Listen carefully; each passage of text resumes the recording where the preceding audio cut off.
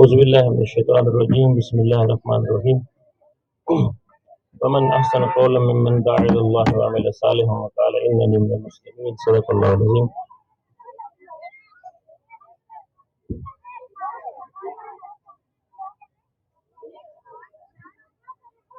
اللہ تعالیٰ نے قرآن میں فرمایا ہے کہ اس سے بہتر بات کس کی ہوگی جس نے اللہ کی طرف بلایا، نیک عمل کیا اور کہا کہ میں مسلمانوں میں سے ہوں۔ نہایت قابل احترام یہاں پہ بیٹھی ہوئی میری اداروں کی میڈم محترمہ فوزیہ صاحبہ جو اسلام آباد سے تشریف لائی ہیں، میں ان کو ویلکم بھی کرتا ہوں۔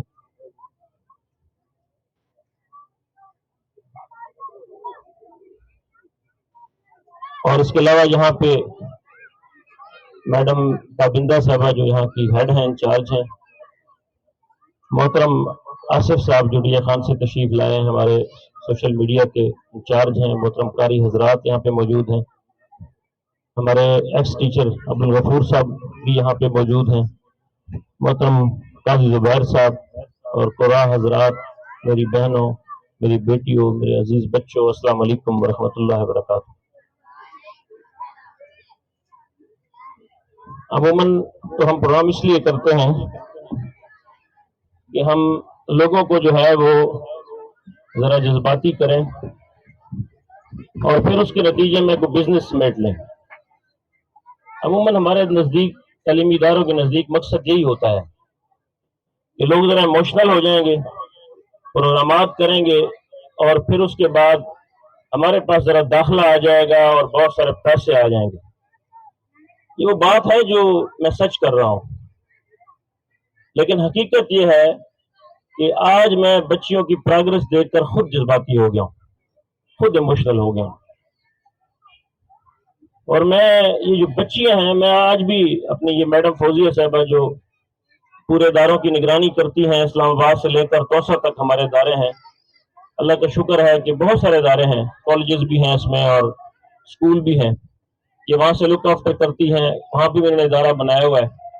آج ہی میں ان سے یہ کہہ رہا تھا کہ میں دارالحکم اسکول سسٹم کو چھوڑنا چاہتا ہوں، اور میں ان سے کہہ رہا تھا کہ آپ اور آپ کا بیٹا بڑا ہو گیا ہے، آپ اور وہ مل کے ادارہ چلائیں، اور میں یہ جو بچیاں گھروں کے اندر ذلیل ہو رہی ہیں ان کے لیے کچھ کرنا چاہتا ہوں۔ یہ وہ بیٹیاں ہیں جن کے لیے میں سچی بات ہے کہ جذباتی ہو جاتا ہوں۔ یہ وہ بیٹیاں جس کے لیے نبی مہربان دنیا کے سب سے سچے انسان صلی اللہ علیہ وسلم جنہوں نے فرمایا کہ ایک شخص کے اوپر جہنم واجب ہو جائے گی اور اس کو گھسیٹ کر فرشتے جہنم کی طرف لے کر جا رہے ہوں گے، اور ایک بچی آئے گی اور وہ کہے گی یا اللہ مجھے نہیں پتا کہ یہ شخص کتنا گناہگار ہے، لیکن میرا باپ ہے اور مجھ سے محبت کرتا تھا۔ اللہ تعالیٰ کہے گا چھوڑ دو اس جہنمی کو اور اس کو جنت کی طرف روانہ کر دو جس کی سفارش اس بچی نے کی ہے۔ یہ اتنی اعلیٰ مخلوق ہے، یہ اتنی بڑی مخلوق ہے، یہ اتنی پسندیدہ مخلوق ہے اللہ کی نظر میں کہ کسی کو جہنم کو جنت میں بدل سکتی ہے۔ اور میرے نبی مہربان صلی اللہ علیہ وسلم زندگی میں بڑی دفعہ امت کے لیے روئے ہیں، لیکن سب سے زیادہ اس وقت روئے ہیں جب اس کو ایک شخص نے اپنی بچی کا واقعہ سنایا اور کہا کہ میں زمانہ جہلیت میں گھر سے چلا گیا، سفر پہ گیا، اور ہمارے وہاں رواج تھا کہ ہم بچیوں کو زندہ دفن کیا کرتے تھے۔ یہ وہ زمانہ تھا کہ لوگ بچی کے پیدائش کو ہار سمجھتے تھے۔ میں سفر پہ گیا اور کئی سال بعد آیا تو میرے گھر میں ایک بچی تھی، بیوی نے مجھے نہیں بتایا کہ میری بچی ہے، کہا کہیں سے مانگ کے لایا ہوں۔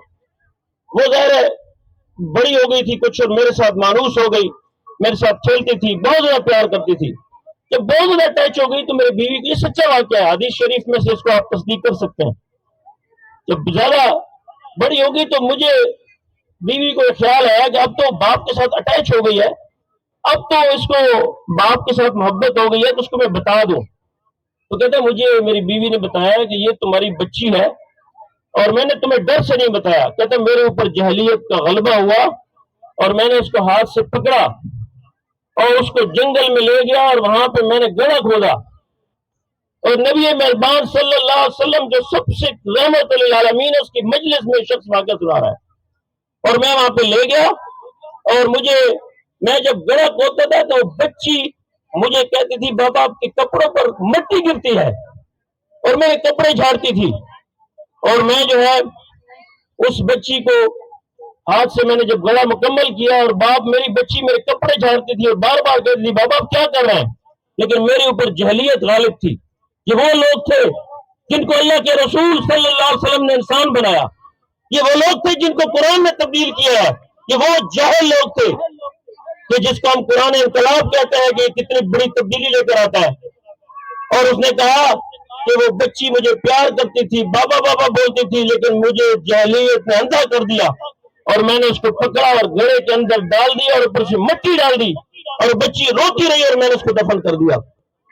جب اس نے دیکھا تو اللہ کے رسول صلی اللہ علیہ وسلم سارے قطار ہو رہے تھے، اور کہا کہ میری نظر سے ہٹ جاؤ، اور واحد صحابی ہے جن کے متعلق یہ کہا کہ تم میرے سامنے مت آیا کرو، حالانکہ آپ کو پتا ہے کہ نبی مہربان صلی اللہ علیہ وسلم کتنے مہربان تھے، کہا میرے سامنے مت آیا کرو، اس لیے کہ جب تم میرے سامنے آتے ہو مجھے بچے کی چیخیں کانوں میں آتی ہے۔ یہ وہ مخلوق ہے کہ جس کے متعلق رسول اللہ صلی اللہ علیہ وسلم نے یہ ہدایات دی ہیں، ہم ان کی تربیت کرنا چاہتے ہیں، ان کو قرآن دینا چاہتے ہیں، لیکن یہ وہ بچی بھی ہے جو اس ملک کے اندر ایک جج کے بیوی کے ہاتھوں جج ہے، ماشاءاللہ پڑھا لکھا ہے، اس سے بڑی اور کیا تعلیم ہوگی کہ جج لگ گیا ہے، اور اس کی بیوی نے 12-13 سال کی بچی کو مار کے اس کا واشر کر دیا، اتنے ڈنڈے سر میں مارے کہ سر میں کیڑے پڑ گئے۔ کسی کی بچی تھی، کسی کی لخت جگر تھی۔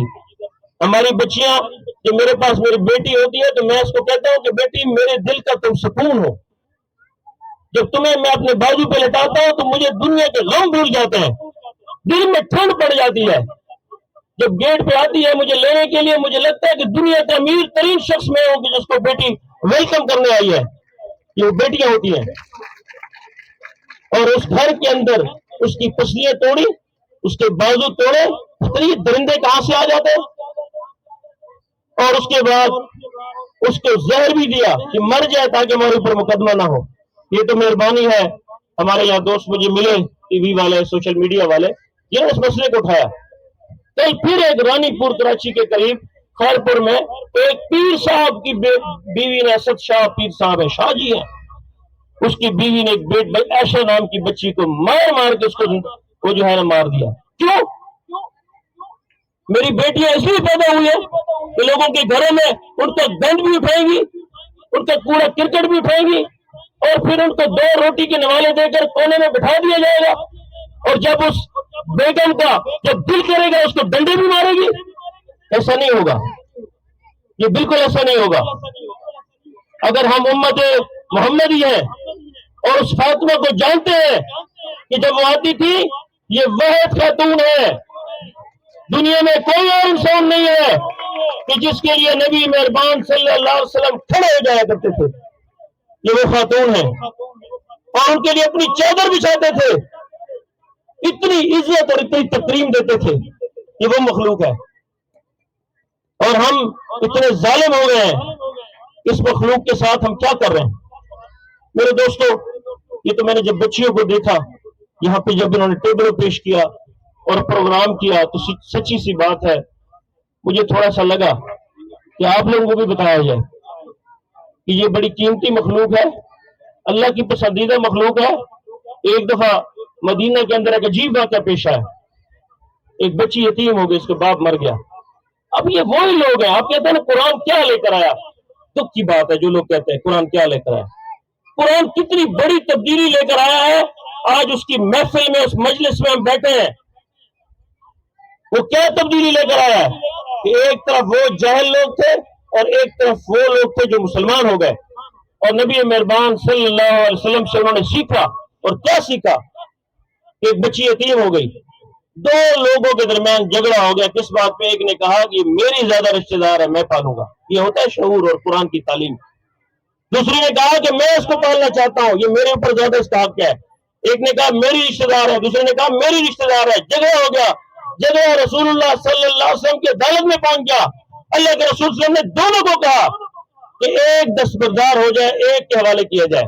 دونوں نہیں مانے. اللہ کے رسول کے حکم کے لیے تو وہ تابعدار تھے، لیکن خواہش تھی دونوں کی کہ یہ مجھے دی جائے بچی، مجھے دی جائے بچی. اور پھر رسول اللہ صلی اللہ علیہ وسلم نے اپنے دست مبارک سے قرآن اندازی کی. یہ تاریخ کا واقعہ ہے. لوگ کہتے ہیں کہ قرآن کیا لے کر آیا. اگر صرف یہ ایک بات ہی دنیا کو پتہ چل جائے، یہ ایک بات ہی کافی ہے کہ جناب قرآن اندازی کی. اور ایک قرآن اندازی حضرت جعفر بن ابی طالب جو حضرت علی کے بھائی تھے، ان کے حق میں قرآن نکلا. اس حضرت جعفر بن ابی طالب نے بچی کو اٹھایا، سینے سے لگایا، دوڑ لگا دی، کہا لوگوں یہ میری جنت ہے، یہ میری جنت ہے، یہ میری کامیابی ہے. ہم ان تعلیمی اداروں کے ذریعے آپ نے دیکھ لیا، آپ نے اچھی طرح دیکھ لیا کہ ہم بچیوں کو شمع محفل نہیں بنانے کے لیے یہاں پہ لائے. ان کی تربیت اس لیے کریں کہ یہ پھر کسی نے ٹافی بیچنی ہو تو وہ اس عورت کو ڈوڑوں کے اوپر کھڑا کر دے، کسی نے موٹر سائیکل بیچنی ہو تو اس عورت کی ننگی تصویریں روڈوں پہ لگا دے. یہ خاتون اس کے لیے نہیں بنائی گئی. یہ قابل احترام ہے، یہ ریسپیکٹیبل ہے. اس کو عزت میں نے نہیں دی، اس کو عزت کائنات کے سب سے خوبصورت اور سب سے بڑے انسان نے دی ہے، نبی مہربان صلی اللہ علیہ وسلم نے دی ہے.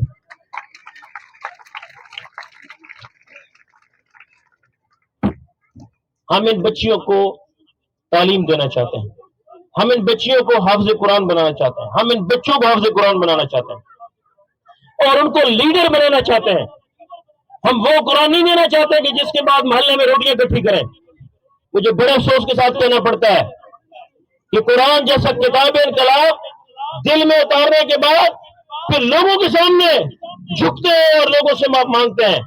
اور میرے بھائی قرآن تو لیڈر بناتا ہے، قرآن تو قائد بناتا ہے، امام بناتا ہے. حضرت عمر فاروق کہتے ہیں کہ میں تو اونٹ چلاتا تھا اور میرا باپ مجھے مارتا تھا کہ تمہیں اونٹ چلانا نہیں آتے، اور جب میرے قرآن کو پکڑا تو مجھے 22 لاکھ مربع کلومیٹر کا بنا دیا اس قرآن نے. یہ وہ کتاب. لیکن کہ جس طرح قرآن کی فریاد میں نے کہا کہ ہم تمام اس کو جو ہے ہم نے رکھا ہوا ہے کے لیے، اور اس کو ہم نے رکھا ہوا ہے دلہن کو اس کے نیچے سے گزارنے کے لیے. اور بھائی لوگ ترس گئے، اس سے ڈرے نہیں. یہاں پہ ایک طبقہ ہے جو قرآن سے لوگوں کو ڈراتا ہے، خوفزدہ کرتا ہے اور کہتا ہے کہ جناب اس کے نتیجے میں یہ.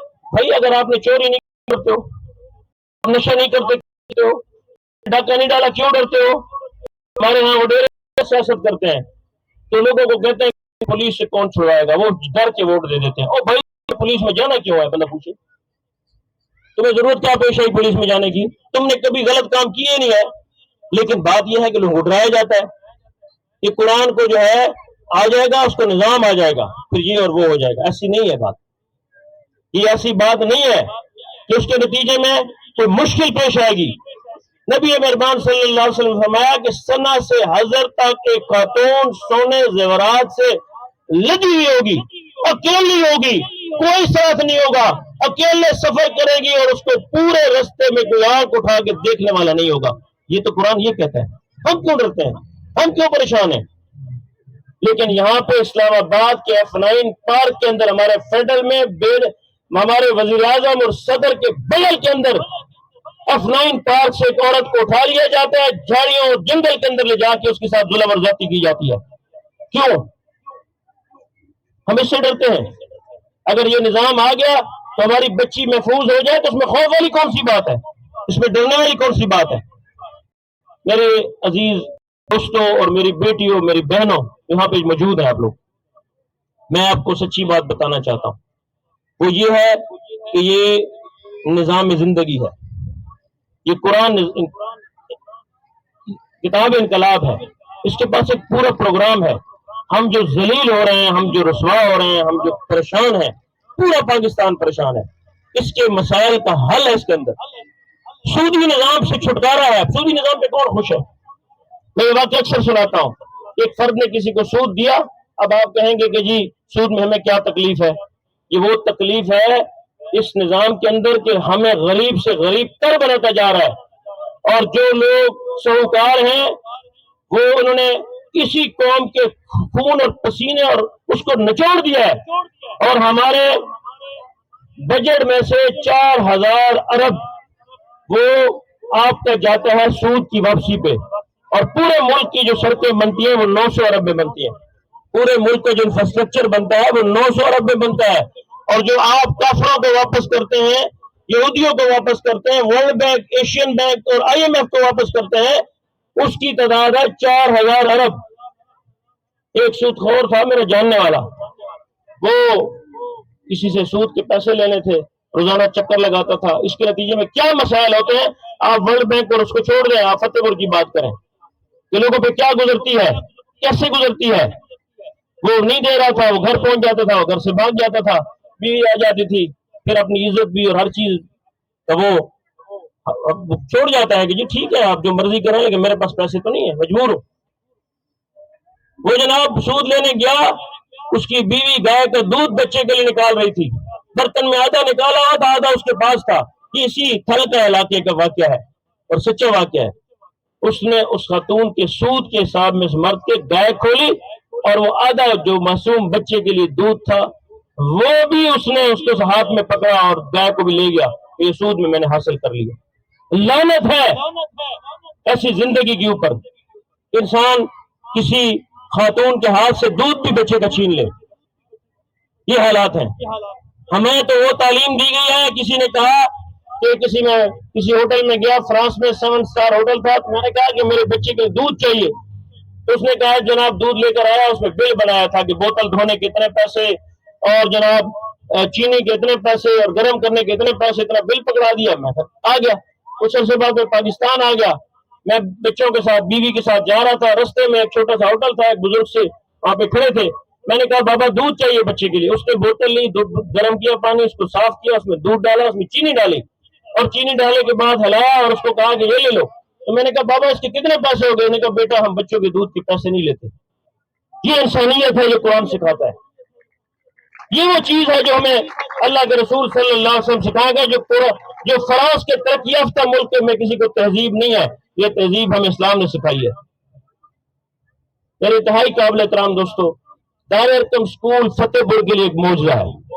मैं हकीकत बता रहा हूँ आपको, मैं इसलिए नहीं बता रहा कि ये मेरा स्कूल है, इसलिए बता रहा हूँ। आप देख रहे हैं कि बच्चियों ने जिस तरह पार्टिसिपेट किया, ये आसान नहीं होता कि आप इस्लामिक कल्चर को भी नुमाया करें, आप कोई बेहयाई वाली बात भी न करें, आप गैर शरई बात भी न करें, और आप लोग कुछ सीखें, आप लोग यहाँ से कुछ सीख कर जाएं।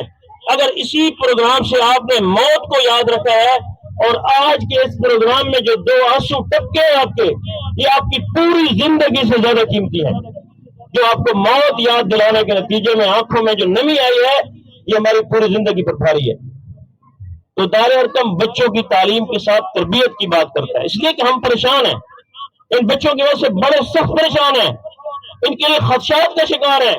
ये हमारे हाथ से निकल जाएंगे, ये बागी हो जाएंगे, हमारी बात नहीं मानेंगे, नाफरमान हो जाएंगे। क्या करेंगे? क्या हाल है? किसके पास क्या हाल है? कौन सी टेक्नोलॉजी है जो उसका हाल बताती है? कौन सा गैजेट है जो उसका हाल बताता है? कौन सा सॉफ्टवेयर है जो उसका हाल बताता है? कोई सॉफ्टवेयर आपका हाल नहीं बताएगा, आपको हाल इसी का कुरान बताएगा। उसी दीन और कुरान के साथ जोड़ेंगे तो ये वापस आएंगे और अपने माँ बाप के साथ लग जाएंगे। इसलिए कि कुरान ने कहा है कि अल्लाह के बाद दूसरा हक वालिदैन का है, और किसी ने नहीं बताया, किसी जदीद से जदीद तालीम के अंदर भी किसी ने नहीं बताया कि आपके ऊपर अल्लाह के बाद दूसरा हक कुरान का है, और उनकी अपने वालिदैन की नाफरमानी मत करो सिवाय इसके कि आपको शिर्क का हुक्म दें। ये कौन सिखाएगा?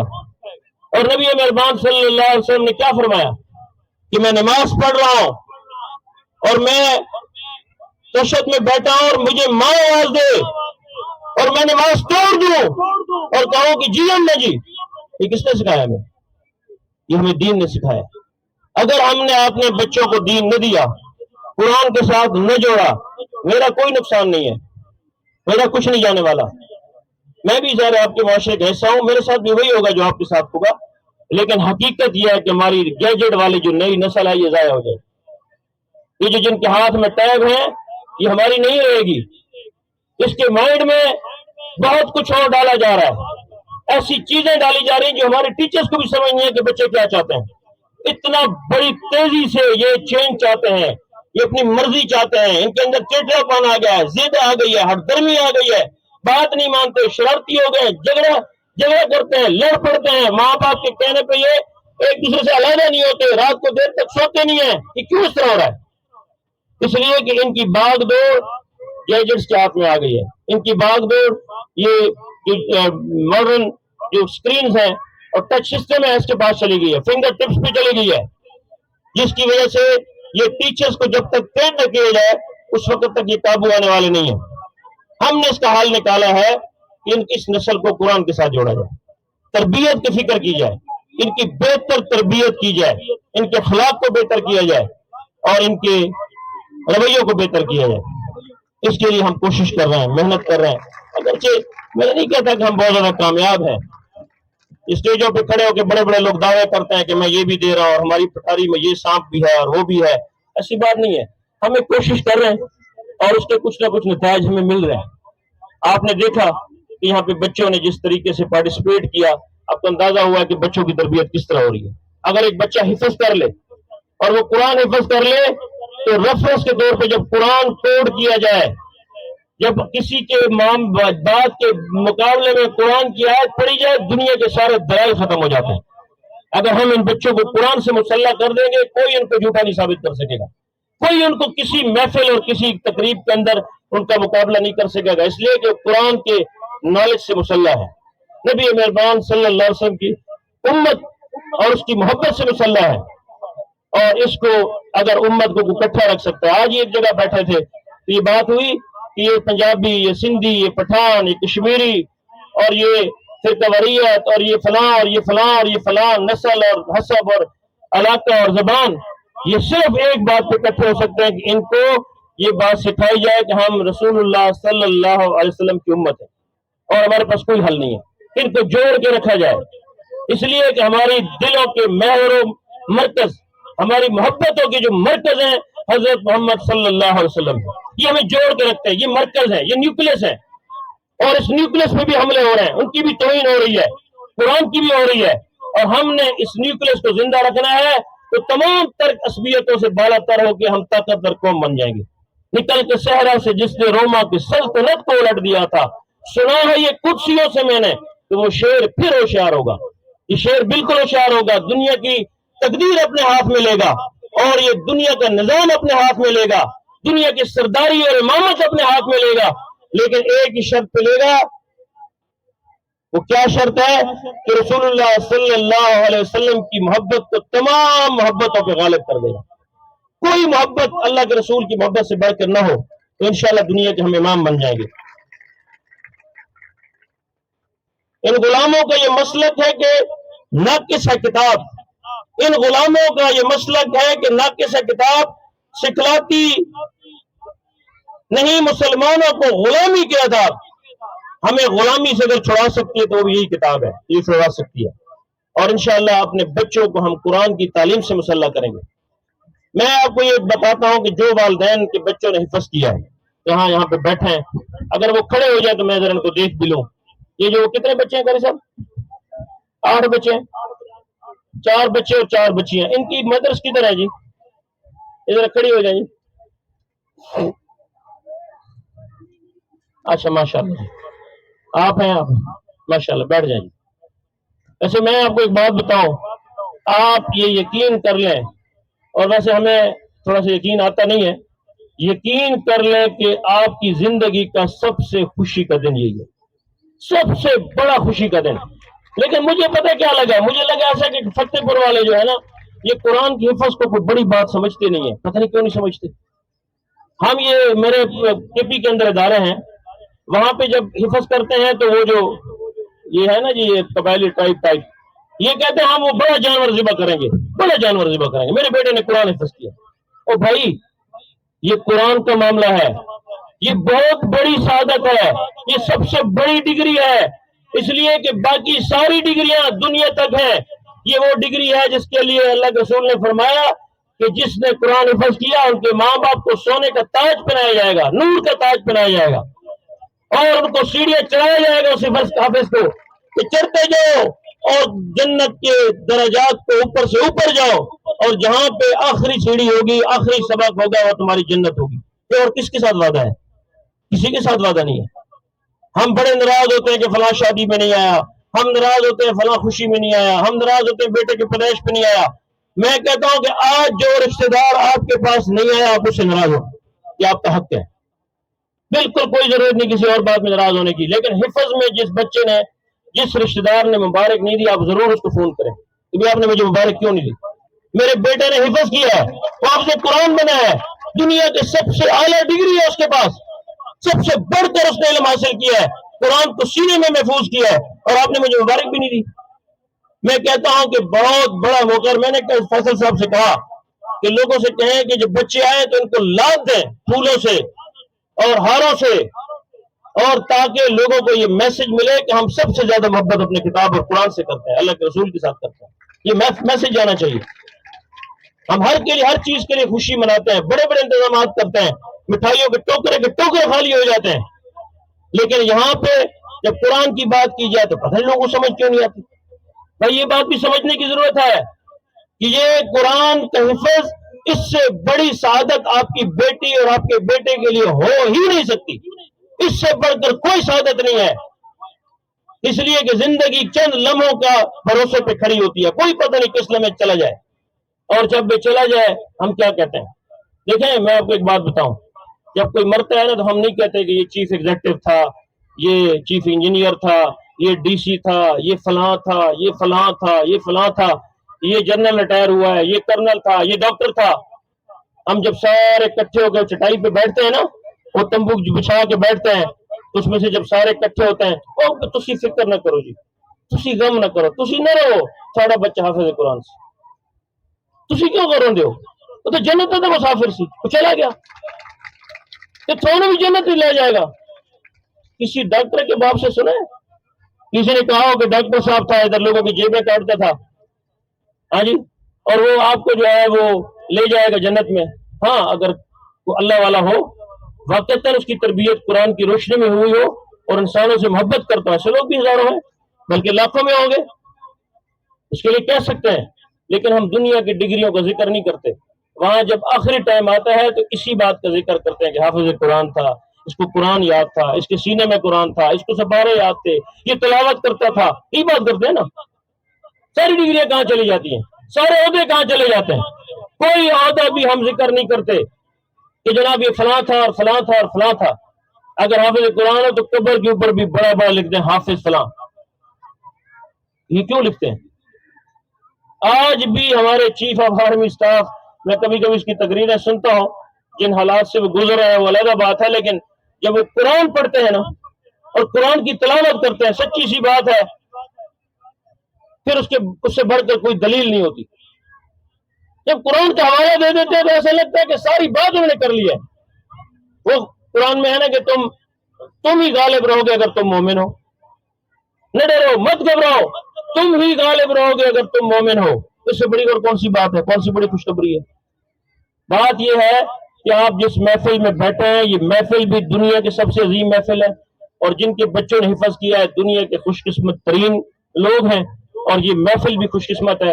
اور ہماری یہ خواہش ہے کہ دار ارقم اسکول سسٹم جو ہے، یہ جو آپ کو لگ رہا ہے نا کہ شاید داخلوں کے لیے کوشش کر رہے ہیں، میں اس کھڑے پہ آپ کو ایک بات بتاتا ہوں، اگلے سال آپ کو ایڈمیشن نہیں ملے گا، یہ بالکل طے شدہ بات ہے۔ نہ ہم کسی کے ساتھ فیس میں رد کریں گے نہ ایڈمیشن دیں گے، یہ ہم کلوز لگا دیں گے کہ ہمارا داخلہ کلوز ہو گیا، اس لیے کہ جس کو دار ارقم کی سمجھ آ جائے گی وہ یہی سمجھے گا کہ یار یہی وہ منزل ہے جو میں بیٹے کے لیے سوچتا تھا، یہ وہ جگہ ہے جو ہماری تربیت کے لیے مخصوص تھی، یہ وہ نصاب ہے۔ دیکھیں اگر کسی تعلیمی ادارے کے اندر تربیت بھی کریں، آپ اس کو قرآن بھی سکھائیں، اس کو حفظ بھی کریں، اس کا اخلاق بھی ٹھیک کریں، اور اس کو کتابیں جب ہم نے جو پڑھاتے ہیں وہ انگلش کی اتنی معیاری کتابیں ہیں کہ کئی لوگ کہتے ہیں کہ جی ہمارے بچے کا معیار نہیں ہے اس لیے ہم یہاں نہیں پڑھا سکتے۔ میں کہتا ہوں کہ نہیں، جب قرآن اس کے سینے میں ہوگا اور کیمبرج یونیورسٹی میں جا کے پڑھے گا اس کو پرابلم نہیں ہوگی، اگر یہ کتابیں پڑھے گا، آکسفورڈ یونیورسٹی کے اندر جائے گا اس کو ہماری مشکل کتابیں اگر پڑھے گا تو اس کو تکلیف نہیں ہوگی، اور وہ چند دن مشکل میں ہوتا ہے پھر یوز ٹو ہو جاتا ہے، پھر وہی کتاب پڑھنے لگ جاتا ہے اور ٹیچر اس کو سنبھال لیتا ہے، کوئی مشکل نہیں ہوتی۔ اس لیے میں یہ کہتا ہوں کہ دار ارقم اسکول سسٹم جتنا خوبصورت ہے، جتنا تربیت کا نظام ہے، जितना इसके अंदर हम ये 4,000 5,000 मंथली फीस लेते हैं, और यहाँ पे जो भी आता है रोता हुआ आता है, जी मुझे 1,500 ले लो, मुझसे 2,000 ले लो, मुझसे 1,800 ले लो। मैं हैरान होता हूँ, फैसल साहब को डांटते रहता हूँ, यार मत करो। इन लोगों की शादी हो, घर में सारे पैसे ले आते हैं, पता नहीं कहाँ से ले आते हैं, लेकिन कुरान के लिए इनके पास पैसे नहीं होते। सुबह से बैठ के रात तक, शाम तक बैठे रहेंगे, रोते रहेंगे, हमारे पास पैसे नहीं है। भाई मसला पैसों का नहीं है, मसला तरजीहात का है। जिस दिन तालीम और तरबियत आपकी तरजीह बन जाएगी, आप हर चीज घर की बेच के हवाले कर देंगे। इसलिए कि सारा, अगर बच्चा आपका नाफरमान हो जाए तो आपकी दौलत भी जाया। वो जो आपने फ्रिज खरीदा है ना, पंखे लगाए खूबसूरत खूबसूरत, वही बच्चा नशई बन जाए, उसको उतार के बाजार में जाके बेच आता है। किस काम के हैं? किसी काम के नहीं है। आपकी दौलत किसी काम की नहीं है अगर बच्चे के ऊपर खर्च नहीं हो रही। बेहतरीन इस्तेमाल वो यही है कि आप अपने बच्चों के ऊपर खर्च करें, जिसका कोई अफसोस नहीं है। दुनिया के अंदर भी अजर है और अगले जहान के अंदर भी अजर है। इसलिए दारुल स्कूल सिस्टम एक खूबसूरत निजाम, जिसके अंदर सिर्फ ये नहीं है कि मैं बातें कर रहा हूँ, ज़बानी बातें, इसके लिए पूरा प्लान मौजूद है। हिफ्ज़ कुरान का पूरी टीम है, हेड ऑफिस की टीम है, फिर रीजन की टीम है, फिर मॉनिटरिंग टीम है, फिर रिपोर्टिंग का सिस्टम है, रोजाना का सबकी मंजिल, फिर उसके बाद जनाब रोजाना का होमवर्क, वालिदैन को लेटर, वालिदैन के साथ मीटिंग, पूरा एक प्लान और प्रोग्राम है जिसके तहत हम हिफ्ज़ करवाते हैं। सिर्फ गपशप नहीं लगाते। और मजे की बात यह है कि स्कूल भी साथ पढ़ाते हैं और टाइम भी वही होता है जो बाकी बच्चों के लिए होता है। अब ये मौजूद है कि नहीं है कि आपका बच्चा हाफिज़ कुरान भी बन जाए, और मैं इंशाल्लाह गारंटी के तहत कहता हूँ कि 4 में आप दाखिल कराएं। अगर 6 तक हाफिज़ कुरान बन गया, 4 5 6 तक हाफिज़ कुरान बन गया, तो 7 में जब बैठेगा तो उसको कोई मुश्किल नहीं होगी। हालांकि हमारे दूसरे तालीमी इदारे हैं, मदारस अगरचे बड़ी मेहनत कर रहे हैं, गरीब लोगों का बहुत बड़ा सहारा है, उम्मीद है, लेकिन उनमें एक प्रॉब्लम है कि जब हिफ्ज़ के लिए जाते हैं तो 3 साल ज़ाया हो जाते हैं। 4 से बच्चा जाता है, वापस 4 में भी बैठने के काबिल नहीं होता। लेकिन इंशाल्लाह हमारे साथ हमने लेवल्स अलग बनाए हुए हैं, इंग्लिश, मैथ, साइंस और उर्दू, इसका अलग शॉर्ट कोर्स बनाया हुआ है। फिर उसके लिए प्लानिंग का निजाम है, ट्रेनिंग का निजाम है, मॉनिटरिंग का निजाम है, और पूरा एक सिस्टम है छोटे बच्चों से लेकर हिफ्ज़ कुरान तक। और नतायज है, रिजल्ट्स है। इस वक्त भी डी ए खान में मेरा स्कूल है, सबसे बेहतर मार्क्स और पोजीशन दारुल की होती है। सरगोदा दारुल जो हमारा लीडिंग स्कूल है, 8 साल से मुसलसल सबसे पहली पोजीशन दारुल की होती है। ये नहीं है कि हम सिर्फ मौलवी बना रहे हैं और आपको सेंस में कह रहे हैं कि जी भाई ठीक है कुरान सीख जाएंगे, बाकी किसी काम के नहीं रहेंगे। और भाई ये कुरान भी सीखेंगे और बाकी लोगों से भी आगे होंगे, ये लीड करेंगे, ये लीडर होंगे, क़यादत करेंगे, ये किसी के सामने हाथ नहीं फैलाएंगे, ये लोगों की मदद करेंगे, डिलीवर करेंगे, ये राइट्स की बात नहीं करेंगे, ये ड्यूटीज की बात करेंगे। हमारा पूरा सोसाइटी राइट्स के ऊपर खड़ी, ये भी मेरे हकूक है, ये भी मेरे हकूक है, ये भी मुझे मिलना चाहिए, वो भी मुझे मिलना चाहिए। हम कहते हैं कि रसूलुल्लाह सल्लल्लाहु अलैहि वसल्लम की हदीस है, पूरी पूरी की पूरी मैनेजमेंट इस पर कुर्बान। फरमाया कि ऊपर वाला हाथ नीचे वाले हाथ से बेहतर है, जो देने वाला हाथ है वो लेने वाले से बेहतर है। अगर हम आपको लेने वाले की बजाय देने वाला बना दे तो और आपको क्या चाहिए कि ये बच्चा निकले यहाँ से और अपने रिश्तेदारों की भी खिदमत करे, दोस्तों की भी खिदमत करे, गरीबों का भी हमदर्द हो और मस्कीनों का भी हमदर्द हो, दुखी इंसानियत के साथ खड़ा हो, और एक मिसाली बेटा हो कि लोग उसकी मिसाल दें कि हाँ इस तरह बेटे हुआ करते हैं।